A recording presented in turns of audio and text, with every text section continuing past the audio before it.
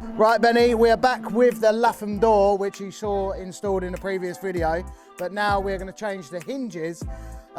So these are the standard hinges, but because we're close to the sea, we completely forgot to order marine grade hinges.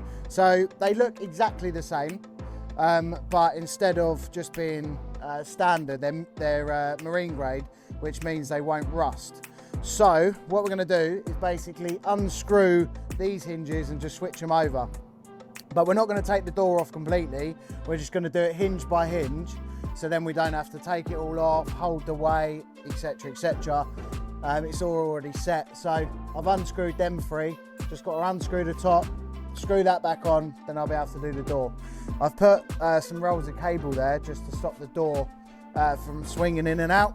But don't go mental. Get yourself an impact driver or a drill that you can change the speed on. All you're going to do is take the other side off.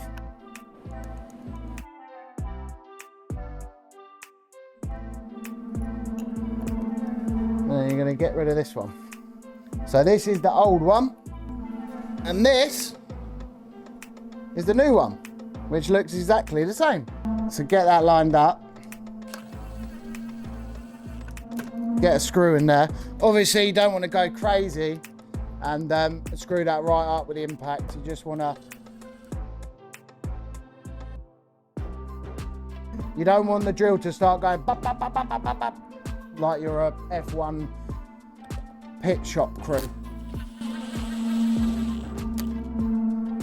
As long as it's tight, and then you're fine. So you're just going to repeat the process. And that is now done. So that hinge is now changed. All I'm going to do is basically repeat the process, which is pretty boring, and go all the way down. But that is how you change a Latham door hinge to a marine grade hinge. Thank you very much.